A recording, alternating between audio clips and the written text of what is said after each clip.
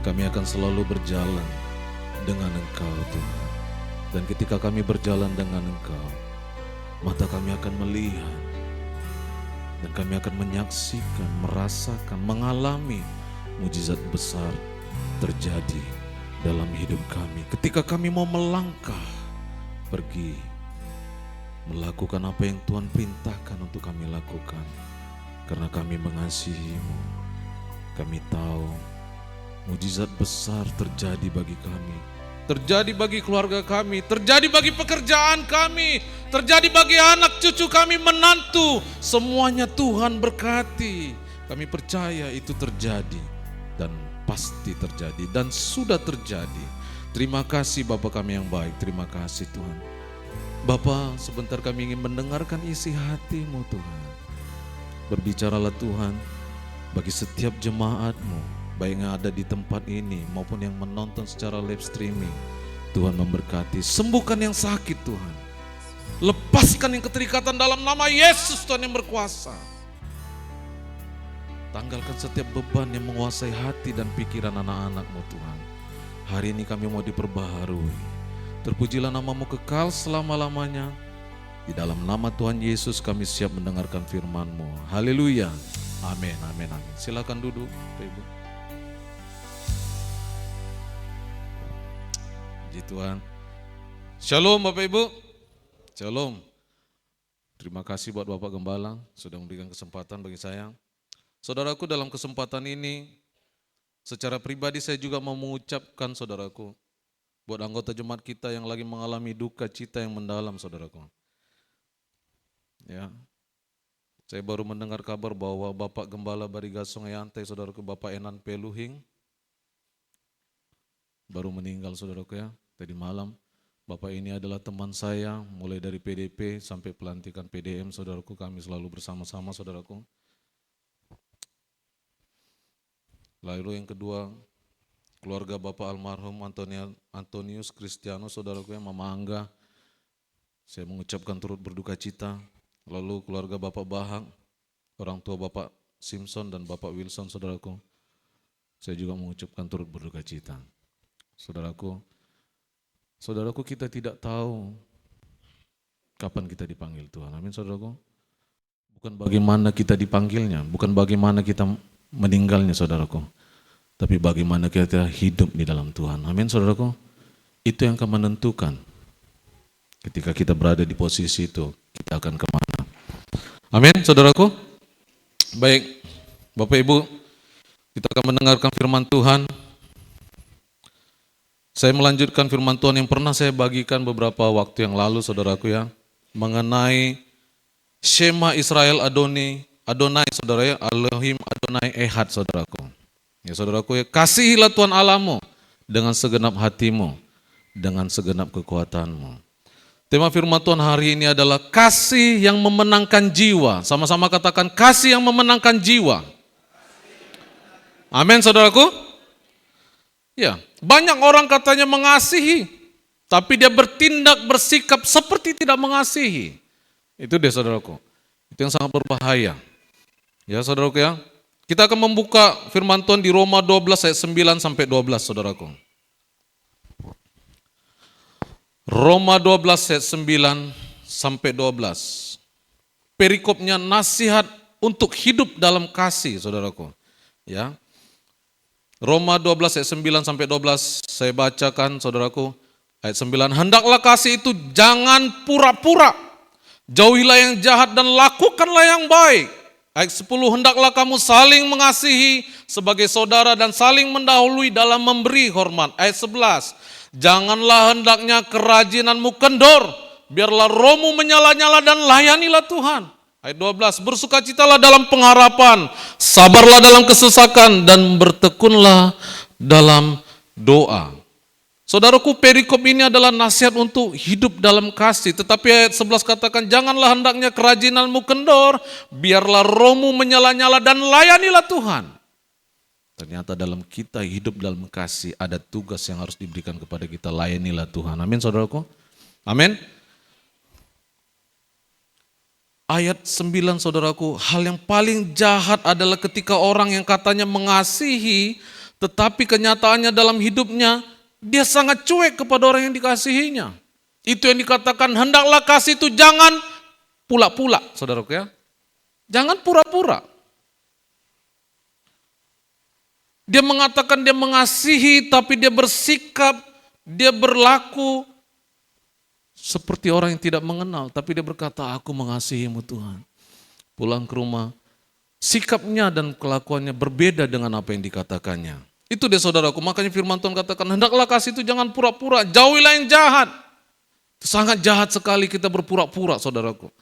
Seperti suami istri. Dia berkata, Mami, I love you. Tetapi begitu dia pergi ke kantor, oh kekasihku, kenapa kau malu padaku? Itu tidak bisa seperti itu saudara. Itu yang paling Tuhan katakan jahat sekali. Saudaraku, amin. Ya. Kasih dan Tuhan katakan hendaklah rohmu menyala-nyala dan layanilah Tuhan. Saudaraku, saya banyak melayani saudaraku. Ketika konseling saudaraku, ketika hal jatuh itu terjadi saudaraku. Ketika hal buah dosa itu terjadi, misalnya dia berselingkuh atau apapun dosa yang dilakukan, saya selalu menarik ke awal pangkal masalahnya.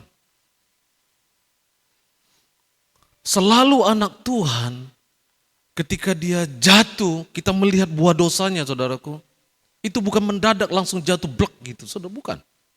Ada sesuatu urutan yang terjadi, dirunut itu saudaraku. Pertama kali yang selalu saya dapati saudaraku, pasti karena kecewa. Orang jatuh dalam dosa, dia pasti bermulai dari kecewa, pahit hati.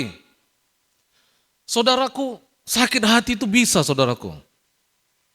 Kita tersinggung itu bisa. Ketika orang mengatai kita dengan semena-mena, kita bisa sakit hati kita saudaraku. Betul saudaraku ya? Ya.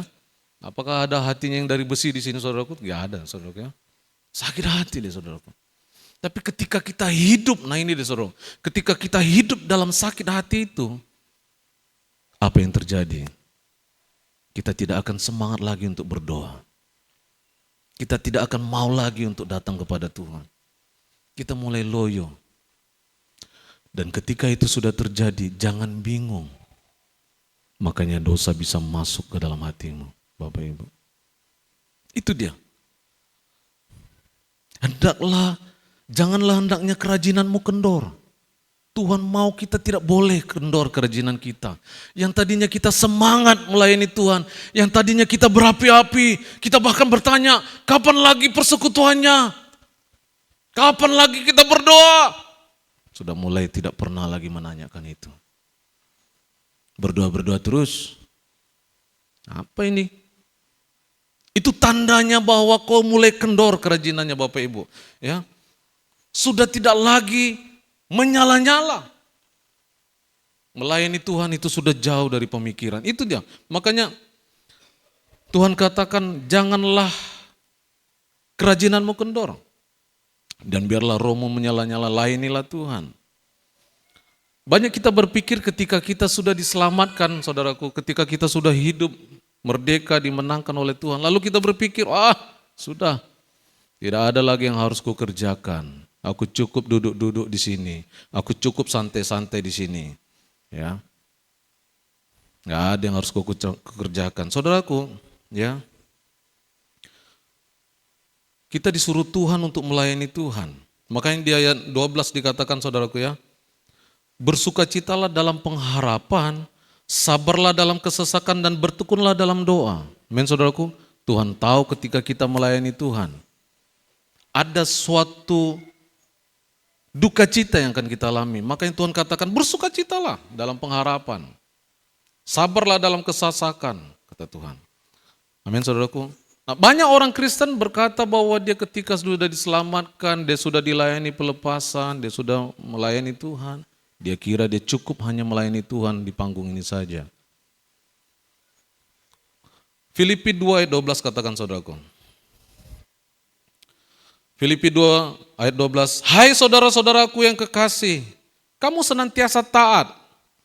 Karena itu tetaplah kerjakan keselamatanmu dengan takut dan gentar. Amin, saudaraku. Kerjakanlah keselamatanmu dengan takut dan gentar. Ada tugas yang harus kita kerjakan, saudaraku. Bukan kita hanya duduk-duduk saja, bukan. Bukti kita mengasihi sesuatu, kita pasti mengerjakan apa yang dia minta. Betul, saudaraku ya?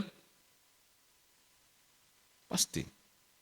Karena kita mengasihi anak-anak kita melakukan apapun. Kita bangun pagi-pagi, kita sudah mempersiapkan segala hal untuk mereka persiapan pergi sekolah. Kita bangun. Ketika dibangunkan pun mereka sangat susah dibangunkan, tapi kita melakukannya kenapa? Karena kita mengasihi anak-anak kita. Betul Bapak Ibu ya? Amin saudaraku? Itu dia.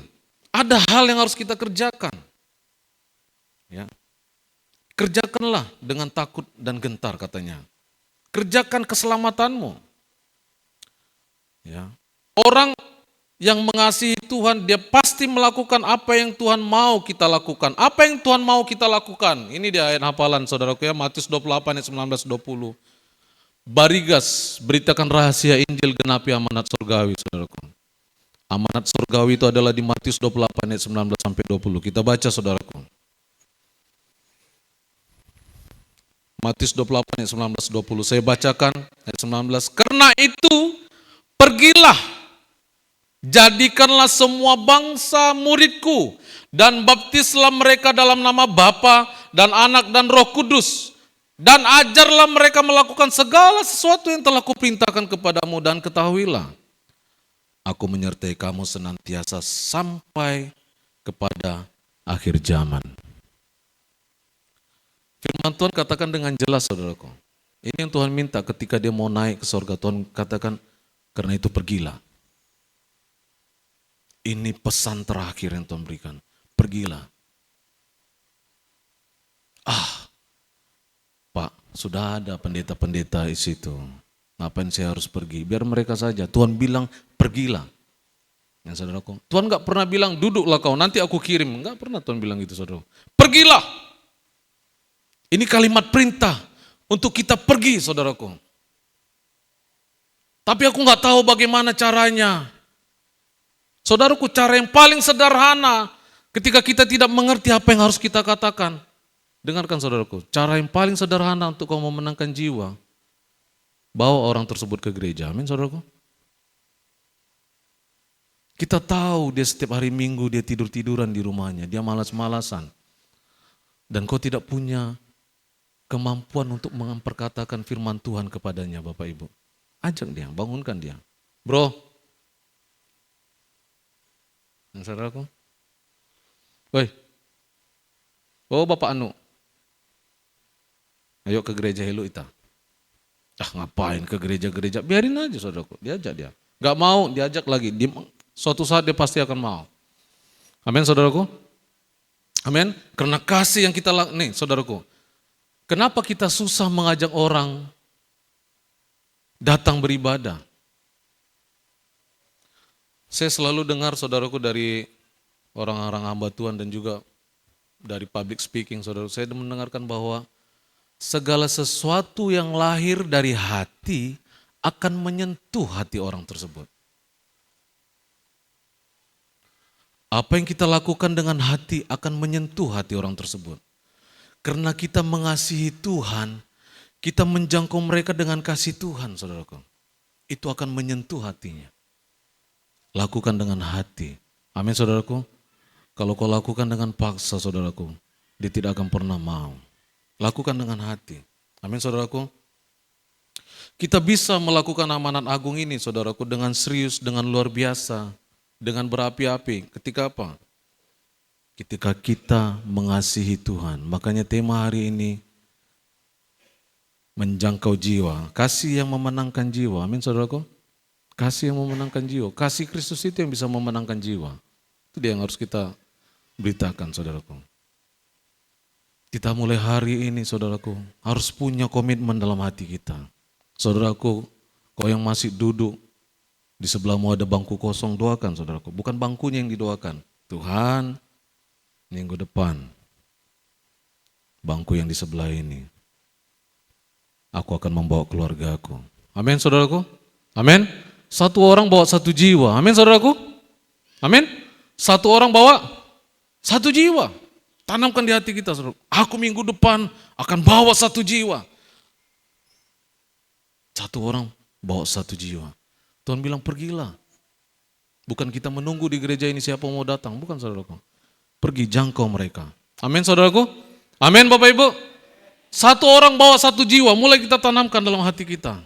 Saya harus membawa satu jiwa. Apa yang terjadi ketika kita tidak pergi? Ini dia Bapak Ibu, ini harus kita camkan benar. Apa yang terjadi ketika kita tidak pergi memberitakan Injil? Atau kita menjauh dari apa yang harus Tuhan katakan?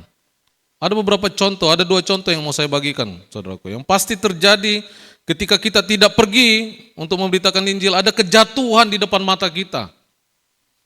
Dosa sudah menunggu di depan mata kita. Yang pertama Yunus, saudaraku. Ketika dia pergi melarikan diri dari panggilan Tuhan. Tuhan sudah perintahkan, pergi kau ke Niniwe. Dia pergi, saudaraku, menjauh dari panggilan Tuhan. Menurut literatur, saudaraku, masuk akal kenapa dia pergi menjauhi Niniwe ini, saudaraku. Kenapa? Karena keluarganya dibantai oleh bangsa ini, saudaraku. Dia tidak mau dia pergi ke sana, biarin aja, puji Tuhan, syukur. Oh, haleluya. Biarlah terjadi Tuhan Yesus murkamu. Tapi Tuhan perintahkan pergi. Saudara tahu apa yang terjadi ketika dia membelakangi panggilan Tuhan? Bukan hanya dia yang rugi, saudaraku. Orang satu kapal, saudaraku, yang berlayar bersama dia, rugi semuanya. Kenapa?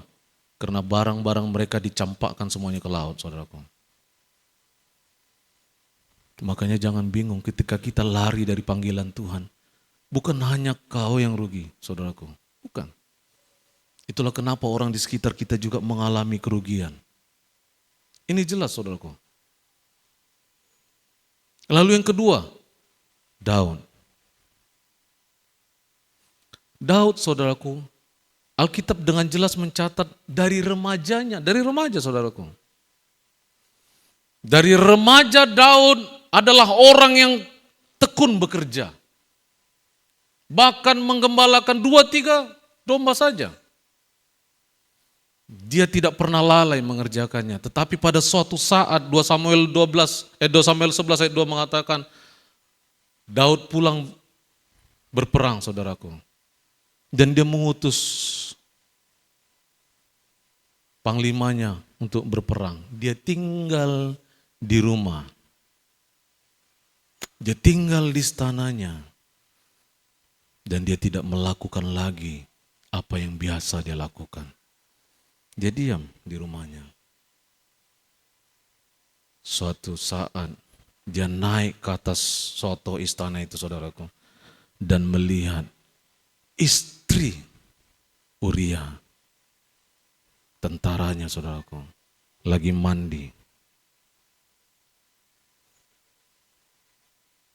Dan dia melakukan dosa. Saudaraku, ketika pencobaan datang, saudaraku, itu enggak dosa sama kita. Bisa saja orang mendadak melakukan hal yang aneh di depan mata kita. Tetapi ketika lebih dari 3 detik, maksud saya lebih dari 3 detik, berarti kita menikmatinya. Betul, saudaraku? Dalam nama Yesus, aduh, dilihat lagi, saudaraku.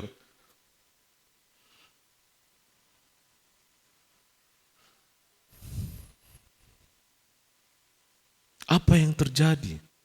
Daud sangat jahat sekali, saudaraku.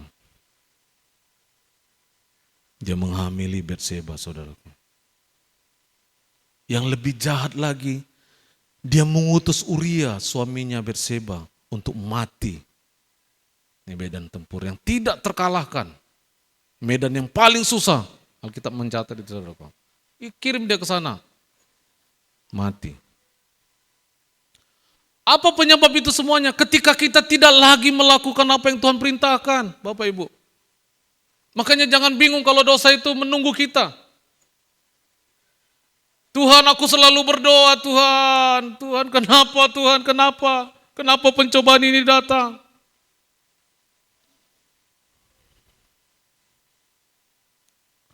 Orang yang mengasihi Tuhan, Bapak Ibu, dimanapun kita berada, itu perkataan firman Tuhan selalu keluar dari mulut kita. Tapi kan saya bekerja, Pak. Di pekerjaan kita selalu berpikir, bagaimana saya bisa membuat persekutuan di kantor ini.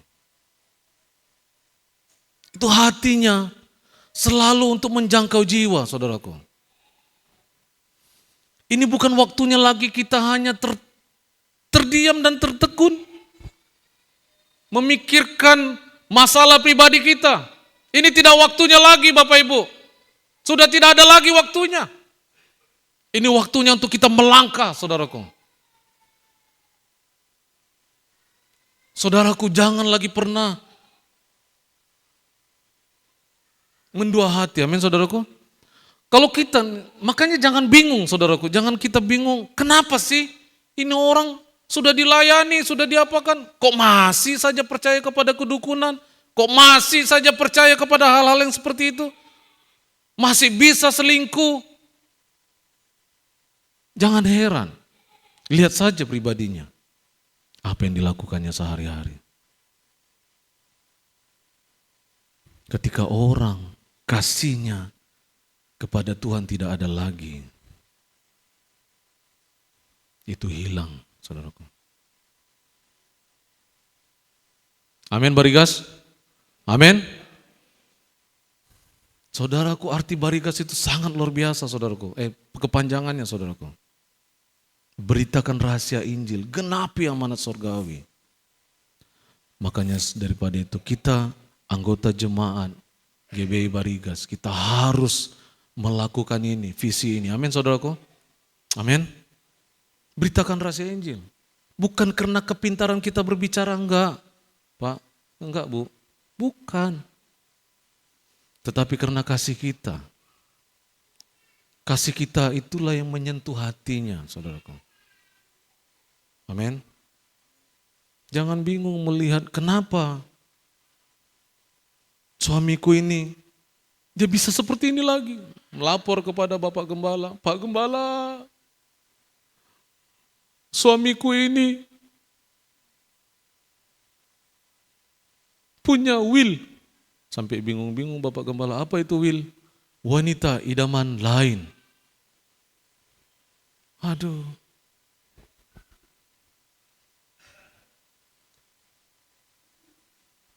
Dia sakau Pak Gembala. Apalagi ini sakau ini sakit karena engkau. Wes. Bapak Ibu, kalau orang tua sudah kena roh yang namanya asmara ini, Pak Bu, lebih hebat dari anak remaja.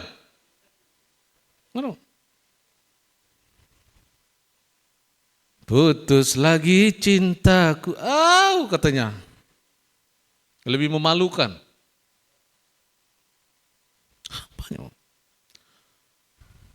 Puber ketiga, puber keempat, puber kelima, puber-puberan terus. Gak henti-hentinya. Kenapa? Karena hatinya tidak terpaut lagi kepada Tuhan. Hatinya udah jauh daripada Tuhan. Ketika kita mengasihi Tuhan, kita pasti memenangkan jiwa, Bapak Ibu. Pasti. Pasti tidak bisa disangkali itu, Bapak Ibu. Lihat ketika Zakeus dipulihkan Tuhan. Selalu ujungnya itu kepada orang lain, Bapak Ibu. Kalau ada orang yang kuperas, aku akan mengembalikannya. Bahkan Alkitab itu mencatat sampai Zakeus itu, saudaraku, kalau dari perhitungan yang dibilang Zakeus itu, dia jatuh bangkrut, saudaraku. Aku akan mengembalikan 4 kali lipat. Aku akan mengembalikan semuanya, katanya. Itulah ketika hatinya dia datang sama Tuhan. Beda dengan anak muda yang kaya itu, saudaraku.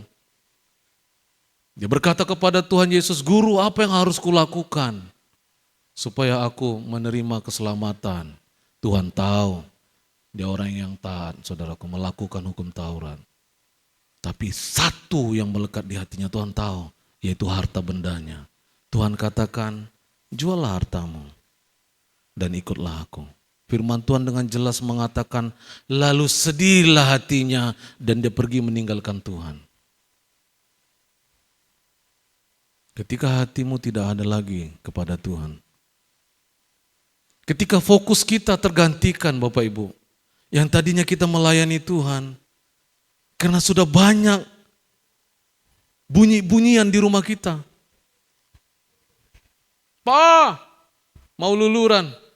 Pak, mau beli handphone baru. Pak, bayar kredit mobil belum Pak?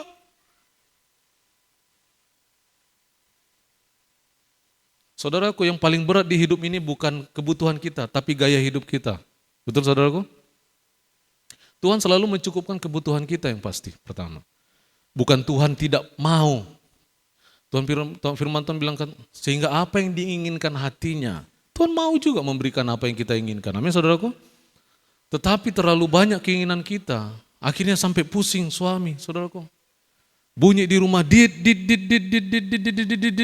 kredit, katanya saudaraku ya. Berapa banyak kita mengkredit sesuatu Bapak Ibu, ini dengarkan Bapak Ibu.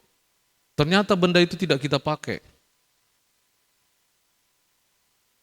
Berapa banyak kita membeli sesuatu yang ternyata benda itu tidak pernah kita gunakan. Tetapi ketika gereja berkata kita memerlukan ini, saya ulana hepeng. Kita jujur ke hati kita Bapak Ibu. Firman Tuhan katakan di mana hartamu berada, di situ hatimu berada. Gitu juga sebaliknya. Di mana hatimu berada, pasti di situ hartamu. Betul Bapak Ibu? Ketika hartamu Bapak Ibu kau taruh di gereja, itu membuktikan bahwa hatimu ada di pelayanan ini. Amin Bapak Ibu. Amin Bapak Ibu. Ketika kita mengasihi Tuhan, kita nggak banyak alasan Bapak Ibu. Ya. Itulah kenapa selalu gereja bergerak untuk memenangkan jiwa. Gereja melakukan banyak hal untuk apa? Untuk kita memenangkan jiwa. Amin saudaraku. Bukan untuk kita duduk-duduk di gereja. Wah. Akhirnya apa? Ketika orang yang hatinya tidak melekat lagi sama Tuhan, dia duduk datang ke gereja, dia melihat ke atas. Apa Pak Gembala ini? Lihat ini. Ada banyak debunya ini. Apa yang terjadi? Hanya protes yang ada dalam mulutnya. Hanya protes yang keluar dari mulutnya. Makanya sangat berbahaya ketika anak Tuhan yang adalah garam dunia tidak pergi keluar sana untuk menggarami, akhirnya berkumpul di dalam ruangan dan menjadi gudang garam, saudaraku. Apa yang terjadi ketika anak-anak Tuhan kumpul dalam satu tempat dan hanya di situ saja? Orang yang banyak makan garam makan pusing kepalanya saudaraku. Jadi gudang garam. Selalu ribut di situ. Ngomong-ngomongin temannya, mulai bergosip.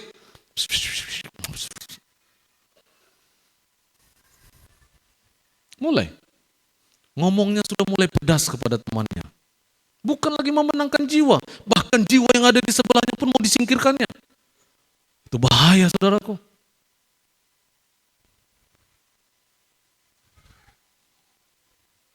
Sangat mudah mengkoreksi hati kita Bapak Ibu. Ada lagu firman Tuhan, selidiki aku, lihat hatiku. Saudaraku, sangat mudah untuk kita menyelidiki hati kita. Apakah orang di sebelah kita itu, dia terbawa untuk datang kepada Tuhan. Satu orang diselamatkan, seisi keluarga dimenangkan. Amin saudaraku. Tidak jauh, firman Tuhan selalu terhadap jiwa. Tuhan selalu hatinya, selalu merekat, selalu dia ingin. Tuhan tidak pernah menciptakan neraka itu untuk manusia, saudaraku. Firman Tuhan katakan dia menciptakan neraka itu untuk iblis. Tetapi dengan kehendak bebaslah, dengarkan Bapak Ibu, dengan kehendak bebaslah manusia ini memilih untuk mengikuti si jahat itu.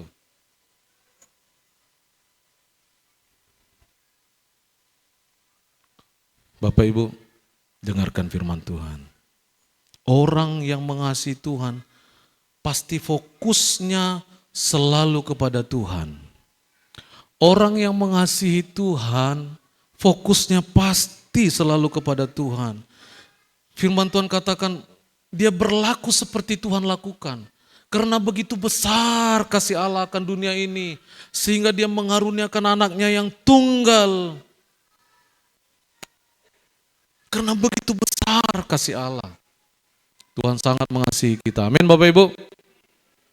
Tuhan sangat mengasihi kita. Ada seorang hamba Tuhan ditanya, Pak, ketika kau mati nanti, sebenarnya sasaranmu apa sih? Lalu si pewawancara ini bertanya, pasti keinginanmu terbesar adalah masuk dalam surga, bukan? Lalu jawaban ini saudaraku sangat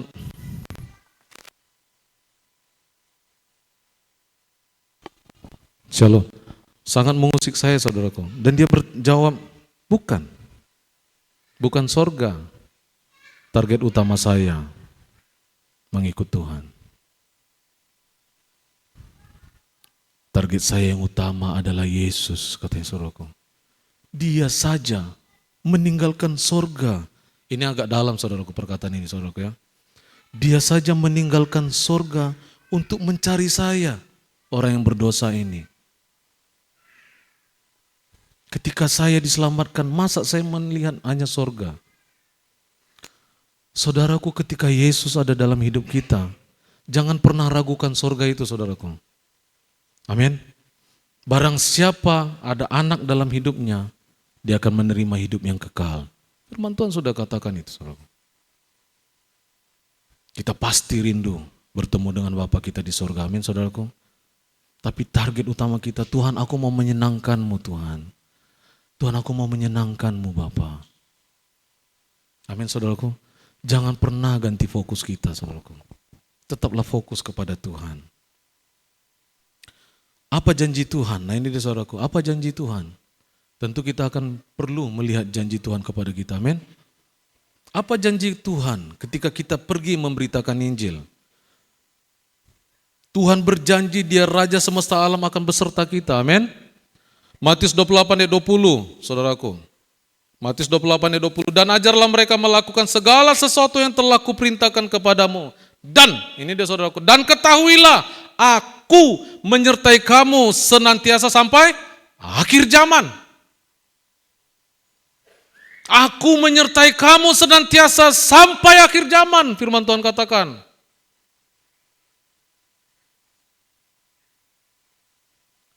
Kalau Tuhan di pihak kita, nggak ada yang bisa melawan kita Bapak Ibu, amin. Kalau Tuhan yang sudah berjalan bersama dengan kita. Mazmur 1 katakan, apa saja yang diperbuatnya berhasil. Dia seperti pohon yang ditanam di tepi aliran air. Apa saja yang diperbuatnya berhasil. Tuhan katakan berhasil. Tuhan katakan lihat-lihat dulu nanti. Saudaraku, saya menyampaikan sesuatu. Hal yang sangat luar biasa saudaraku. Saudara tahu kisah Petrus saudaraku? Ketika Tuhan Yesus ditangkap, dia menyangkal Tuhan Yesus 3 kali. Betul Bapak Ibu? Tetapi setelah Tuhan Yesus bangkit dari kubur, lalu singkat cerita, Tuhan Yesus bertemu dengan Petrus. Tuhan Yesus bertanya 3 kali kepada Petrus. Simon Petrus, apakah kau mengasihiku? Petrus menjawab, ya Tuhan, aku mengasihimu. Lihat apa yang Tuhan katakan. Tuhan gak bilang, tapi kemarin kau menyangkal aku. Arek pandermu te. Bukan itu saudaraku. Tuhan katakan, gembalakanlah dombaku. Gembalakanlah dombaku. Kedua kali lagi Tuhan tanya, Petrus, apakah kau mengasihiku? Petrus menjawab lagi, ya Tuhan, aku mengasihimu. Lagi-lagi Tuhan balas penyangkalannya itu saudaraku. Dengan Tuhan berkata apa? Gembalakanlah dombaku. Yang ketiga kali Tuhan bertanya, Petrus apakah kau mengasihi aku? Lalu Petrus menangis saudaraku. Tuhan kau tahu isi hatiku. Tuhan bilang, gembalakanlah dombaku. Pak, Bu, yang paling utama adalah keselamatan jiwa-jiwa. Tuhan gak mempermasalahkan apa yang sudah pernah kau lakukan. Enggak, Pak, Bu. Petrus dengan jelas dia menyangkal Tuhan Yesus. Tuhan gak pernah sekalipun mengungkit kesalahannya. Gak pernah. Bisa saja mereka makan-makan di pinggir pantai itu, saudaraku.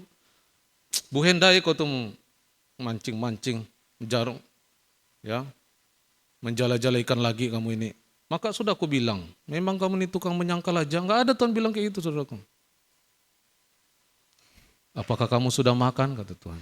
Tuhan selalu memperhatikan kita, amin. Amin, saudaraku. Gak ada Tuhan membahas kesalahan Petrus. Gak ada, saudaraku. Gak ada. Makanya yang selalu mengungkit-ungkit kesalahan itu adalah pekerjaan setan. Amin, saudaraku. Katakan bersama-sama, yang mendakwa adalah setan. Saya tidak akan pernah mengungkit dan mendakwa orang. Amin, saudaraku. Tapi kita selalu membuat iblis itu gak ada kerjaan, saudaraku. Kita yang selalu mengingatkan, kau dulu gitu ngapain kita percaya sama yaitu arek bawi selalu mengungkit itu masa lalu. Saudaraku, iblis selalu mengungkit-ungkit masa lalu kita. Dengarkan, ketika iblis mengungkit masa lalumu, saudaraku, ingatkan dia sama masa depannya. Amin. Diam kau iblis, masa depanmu kau di api neraka sana. Diam kau, bilang gitu, saudaraku. Amin.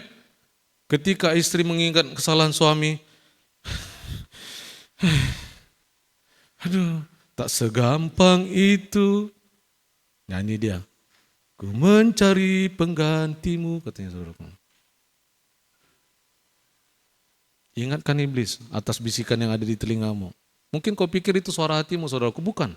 Itu suara iblis yang berkata dalam hatimu. Lihat, memang dia itu selalu gak sayang sama aku. Pasti dia tuh tugas keluar kota itu lagi sama perempuan lain. Pasti. Apa yang kau takutkan kau akan menjadi seperti itu, saudaraku. Amin. Jangan pernah berpikiran seperti itu. Fokus saja kepada Tuhan. Ketika makanya firman Tuhan katakan, cari dahulu kerajaan Allah dan kebenarannya, maka semuanya itu akan ditambahkan kepadamu. Fokus saja, cari kerajaan Allah. Suamiku pergi keluar kota. Aku akan terus melayani Tuhan.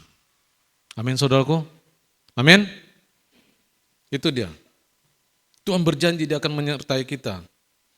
Amin. Kenapa kita harus pergi itu, saudaraku? Karena Yudas 1 ayat 22 dan 23a, saudaraku, katakan, Yudas 1 ayat 22-23.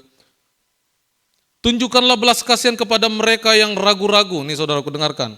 Selamatkanlah mereka dengan jalan merampas mereka dari dalam api, saudaraku. Orang yang hidupnya di luar Tuhan, itu sudah positif bahwa dia akan hidup dalam kebinasaan. Amin, saudaraku. Ketika kita melihat teman kita hidup dalam kebinasaan, itu makanya kita harus merampas dia dari dalam api itu, saudaraku.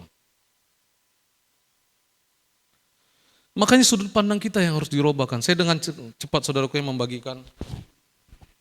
Masih banyak waktunya, saudaraku, ya.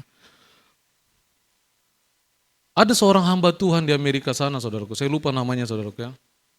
Dia setiap kali melakukan KKR, banyak orang yang dijangkau. Ada seorang hamba Tuhan ini yang luar biasa dipakai Tuhan. Setiap kali dia KKR banyak yang dijangkau. Lalu ada 3 hamba Tuhan. Yang dia sedikit mereka agak iri lah, saudaraku, ya. Agak jealous gitu, saudaraku, ya. Hanya dia aja sih ketika dia KKR banyak orang datang, kok kami gak pernah ya. Akhirnya disingkat cerita, dia datangi hamba Tuhan ini. Mereka bertiga datangi hamba Tuhan ini. Dan bertanya, kenapa setiap kali kamu melayani, banyak jiwa yang dimenangkan? Lalu pendeta ini, hamba Tuhan ini, membawa mereka ke rumahnya. Rumahnya tinggi, saudaraku, ya. Seperti apartemen gitu. Lalu mereka diajaknya duduk di depan jendela rumahnya. Dan dia berkata kepada ketiga hamba Tuhan ini. Yang pertama dia bilang, coba kau lihat keluar, Apa yang kau lihat? Katanya. Aku melihat ada pohon yang indah, ada burung berterbangan, katanya. Hamba Tuhan ini mengangguk, saudaraku. Lalu dia berkata kepada hamba Tuhan yang kedua ini, coba kau lihat ke depan jendela itu, apa yang kau lihat? Aku melihat anak-anak bermain di taman itu. Mereka senang sekali, Pak Pendeta katanya. Mereka senang sekali. Hamba Tuhan ini mulai sedih, saudaraku. Lalu dia berkata kepada yang ketiga, apa yang kau lihat? Aku melihat para pekerja, pegawai, mereka lalu lalang di tempat itu. Hamba Tuhan ini menangis, saudaraku.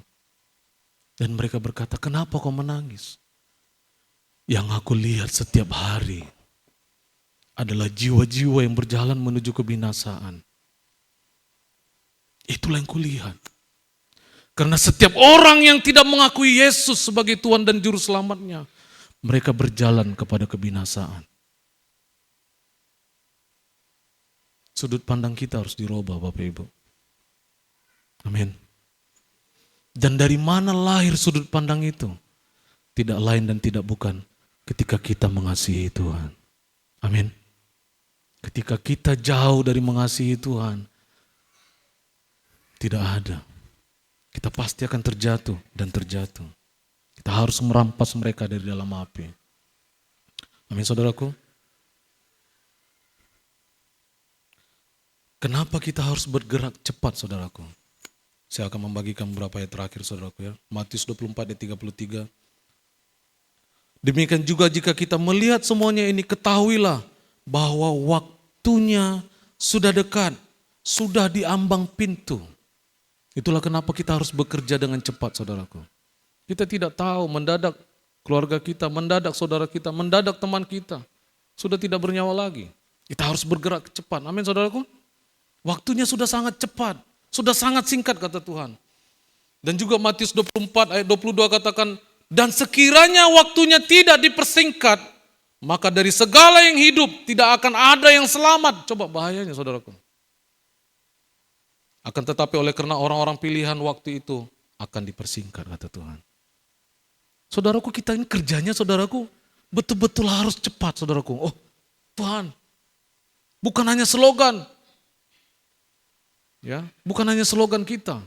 Barigas, mujizat, pelipat gandaan terjadi, tapi kita tidur saja di rumah.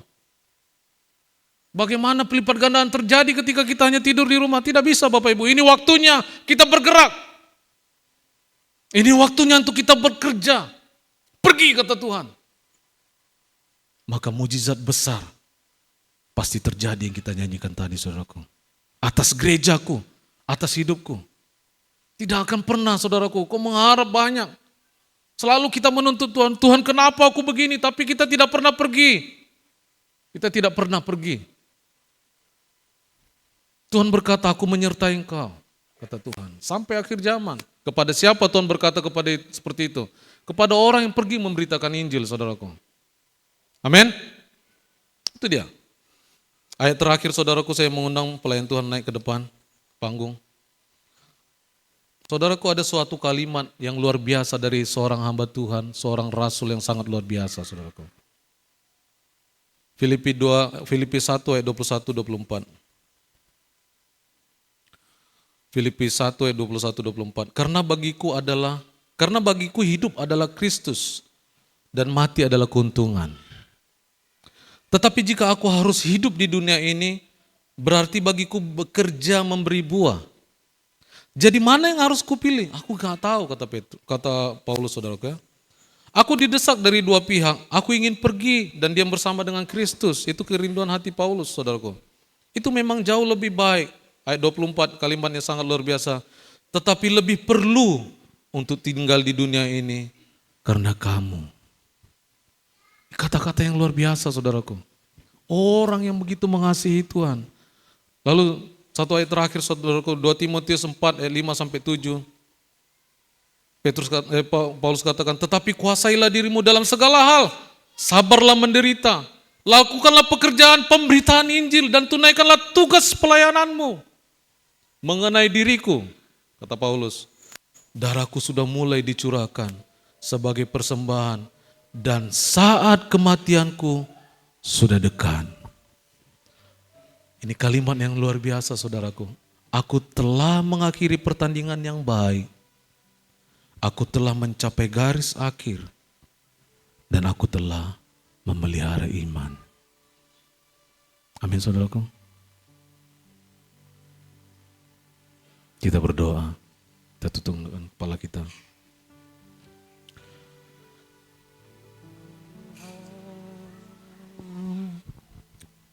Saudaraku, ambil komitmen di dalam Tuhan. Jujur katakan kepada Tuhan, Tuhan, ampuni aku Tuhan. Hari ini fokusku sudah mulai tergantikan Tuhan. Aku mau melangkah bersama dengan Engkau Tuhan. Bapak Ibu, kita tidak akan bisa kuat di luar Tuhan. Ketahuilah Bapak Ibu. Kau gak akan bisa kuat di luar Tuhan. Maut, kekecewaan, kerugian itu bisa datang kapan saja. Tapi bersama dengan Tuhan, Tuhan katakan kita cakap melakukan segala perkara. Bangun suatu komitmen yang baru. Mujizat besar pasti terjadi.